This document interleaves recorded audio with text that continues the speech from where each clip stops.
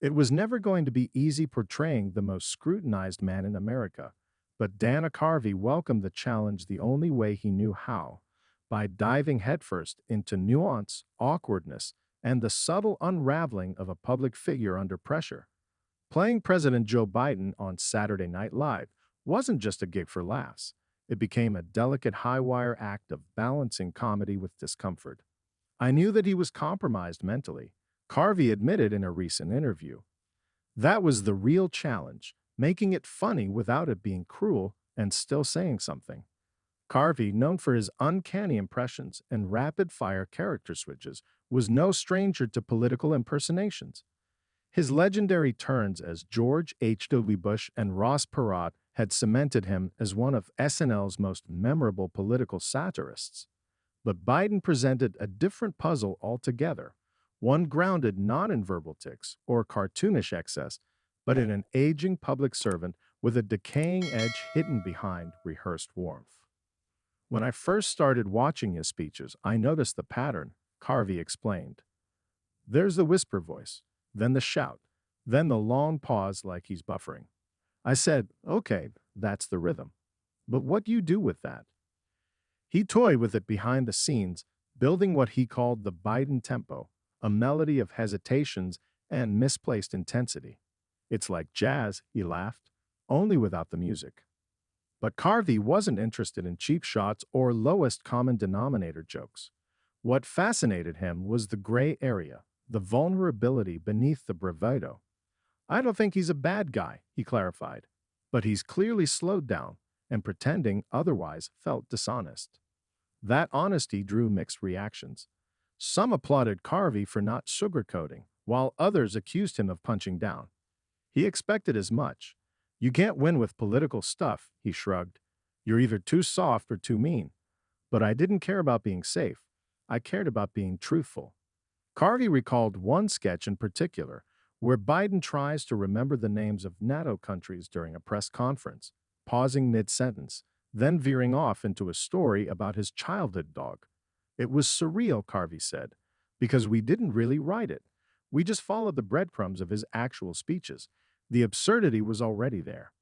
Still, Carvey never wanted the performance to come off as mockery. He watched hours of footage, even the uncut ones, to catch Biden in quiet moments, off-the-cuff remarks, interactions with aides, subtle lapses in awareness. That's where the truth is, he said, in the moments when the polish slips.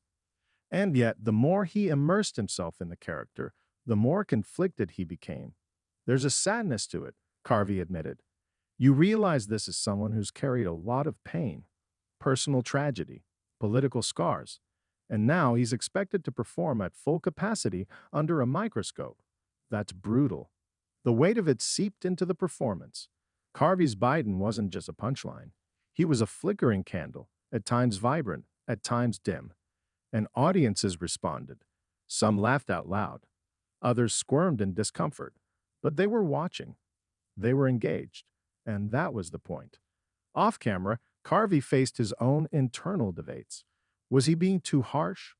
Too revealing? Too honest? I had to ask myself, what's the role of a comedian when the emperor might really have no clothes? Do you point it out? Do you cover for him? Or do you do what comedians have always done? Hold up a mirror. He chose the mirror. It's not about disrespect, he emphasized. It's about clarity. It's about acknowledging what's in plain sight.